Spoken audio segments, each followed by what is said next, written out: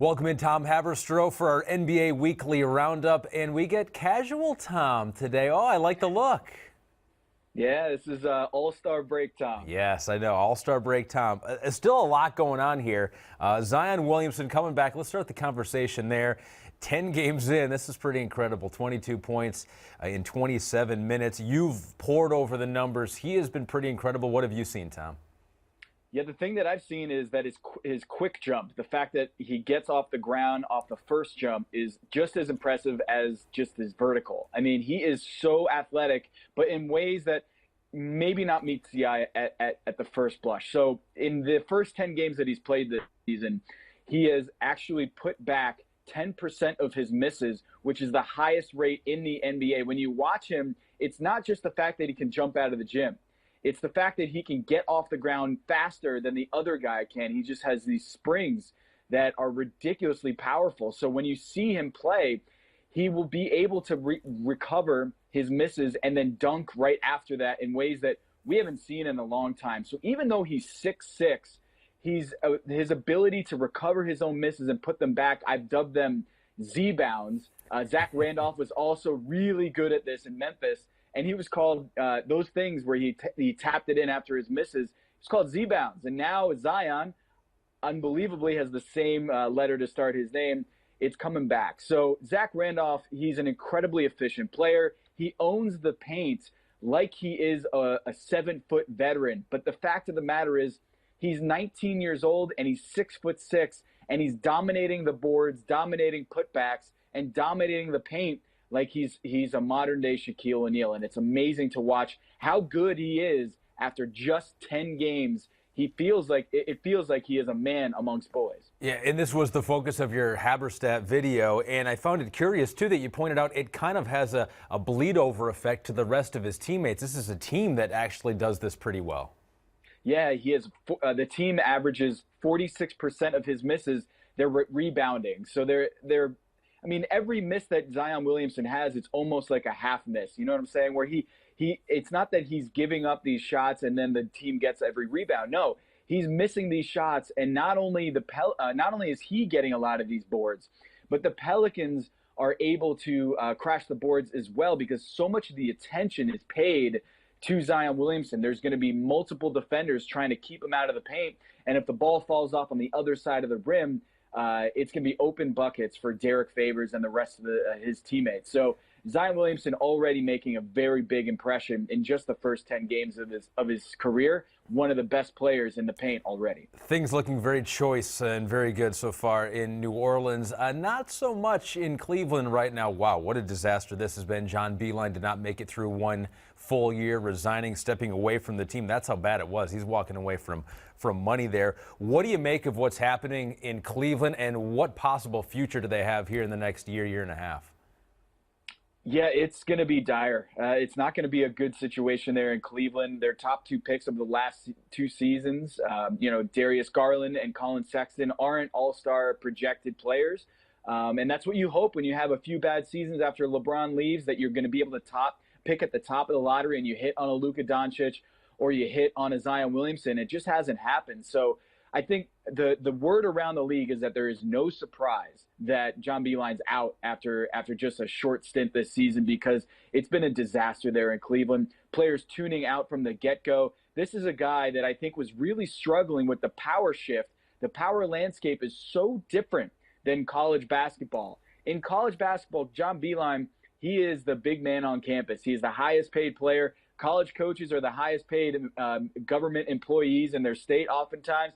And Beilein was in a position of power there where everything he said, the college players were going to step in line because they're not getting paid. And the coach is making millions of dollars there in Michigan and West Virginia. So I think what you're going to see going forward is the Cleveland Cavaliers putting much more emphasis on the youth movement and trying not to go with a 64-year-old head coach who has been decades in a totally different environment. I think they'll go stick with J.B. Bickerstaff for the rest of the season, who has been, the interim head coach there in Memphis and in Houston. He has some experience in this role, but I think he deserves a shot as the head coach long term. So it remains to be seen whether Dan Gilbert, who I think was a driving force in hiring John Beilein, will be okay with signing up for JB Bickerstaff long term. But I think he deserves a shot, and especially the fact that he seems to have a good handle on young players in this league, and I think that will matter more as we go forward. And Tristan Thompson leaves this summer, and they have Andre Drummond potentially coming back on a longer-term deal. Yeah, Beilein certainly culpable for some of the issues there in Cleveland, but you need the players, you need the buy-in. Steve Kerr is seeing that. He was the winningest coach ever, and this is the year where the Warriors are taking a huge step back, but they are getting their big guy back. Steph Curry expected to come back here in just about 10 days from now. The Warriors said they never thought about just sitting him the entire year. This is almost a wasted year for them. You think that's the proper decision for the Warriors to play Steph Curry from March 1st on out? Look, they have to have all the medical situation covered. They have to figure out whether the percentage chance of him aggravating his injury or just having another injury because of the long timetable off, that it doesn't exceed the benefit of having him play for the last 10 or so games. Look, Stephen Curry is not just any player. This is a guy who practically built Chase Center because of his power and his ability to shoot the basketball and handle. And he is a huge star, not just in the Bay Area, but for the NBA. And I think it is important to remember here that we're all partners here, is that Stephen Curry, by playing, it's going to raise all boats. And I think eyeballs on Stephen Curry is going to be good for the league.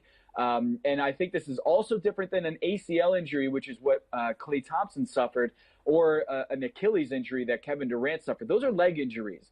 Those are things that you have to be very careful bringing him back. Whereas Stephen Curry's hand injury, it is not to his legs. And so I think that's also a different factor than when you're assessing the return ability of Kevin Durant and Klay Thompson. I think Stephen Curry, if all signs are go and he's 100%, and word that I'm getting is he's not yet 100%, and he still needs to go through practice and see how he recovers the next day. That next day is so important for Stephen Curry, and I think he will be coming back. But the question is, how many minutes is he going to be playing? I think they'll probably keep him to about 20 to 30 minutes to start and try to get him to up to his 30 to 35 minutes by the end of the season. Yeah, the fans that have paid a lot of money to see him at Chase Center, they will take 5 minutes or 10 minutes or something like that. And I think it's a good idea from the Warriors to give those fans something, a little bit of a reward for sticking through this year. So the Warriors having a down year, but boy, when they were good, they were making that small ball, the death lineup, very famous, finishing games with it.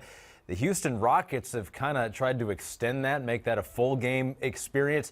We're about halfway through the year now. What do you think? How would you assess the experiment so far with the Rockets and what they're doing there? I love it. I love it. And I think it's the right move. I think moving Clint Capella to the Atlanta Hawks is exactly what the Rockets needed, because as I've written before, Russell Westbrook is not someone who can play with multiple bigs, non-shooting bigs out on the floor. Because he's not a good three-point shooter, in today's NBA, you can't have multiple guys who can't shoot on the floor. And so Clint Capella and Russell Westbrook being on there really constricted their offense. And I think now you're seeing this open floor, up and down basketball. And I know people might not like the idea of having no traditional bigs on the floor, but I think it's fun. I think it's good for the league that Daryl Morey, the GM of the Rockets, was able to have that kind of risk-taking maneuver to get rid of Clint Capella and try to go with Robert Covington, who's a small ball 4 at best in terms of his size. And I think P.J. Tucker is doing a great job at the 5. The stat that really jumps out to me, though, Ahmed, is this. With Robert Covington and Russell Westbrook on the floor, the Rockets are outscoring opponents by 22 points every 100 possessions. That's a huge margin, and that's exactly what Mike D'Antoni and Daryl Morey and the team were hoping for, is that when you create space for Russell Westbrook, no one can guard him one-on-one, and it's been buckets. I mean, he is getting to the rim with reckless abandon. He is getting to the rack every single time down the floor, and a lot of that is that the oxygen that he's getting from the fact that there aren't any bigs in front of him, teams are having a really tough time defending that. And on the other end, not many teams are able to punish you in the post. So Anthony Davis, a couple weeks ago on the trade deadline day, had a tough time, getting 40 points or 50 points against that front line. I think that's a big thing, is that a lot of teams are not equipped. They're not used to playing post-up ball from the 80s and 90s. And so it takes teams out of the rhythm. And we'll see in the playoffs if they can get that sort of return again in the playoffs when P.J. Tucker is going to be a lot more run down from playing the center position night in and night out. That is the question. We'll see how it translates into postseason basketball. Before I let you go, I want to flip over to the East real quick. And it seemed like for the longest time that the Bucks will be the dominant team out of the East, the #1 seed. But, you know, the Raptors, the Celtics have been playing both better. The Raptors just had that 15-game winning streak. Do you think that the Raptors or Celtics are getting at least a little closer to the Bucks level, or is it still Bucks and then everyone else? I still think it's Bucks and everyone else. This is what I said last year about the Golden State Warriors is, barring injury, they are going to be the champs. And that's how I feel about the Milwaukee Bucks in the East.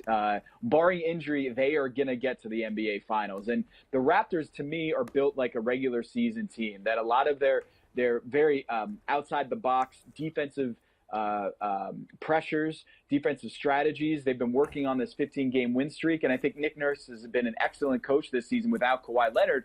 But I still think that the Boston Celtics and Toronto Raptors are one piece away, one star away from contending with Giannis Antetokounmpo. He is far and away the best player in the Eastern Conference, and the system that Mike Budenholzer has, and the job that Brook Lopez and Robin Lopez have done protecting the rim. They own the paint better than any team in the NBA. And so I think the Milwaukee Bucks, barring injury, are going to be a shoo-in for the NBA Finals. Casual Tom dropping knowledge. Thanks, Tom. And bring in the submarine, too. Thanks, Ahmed.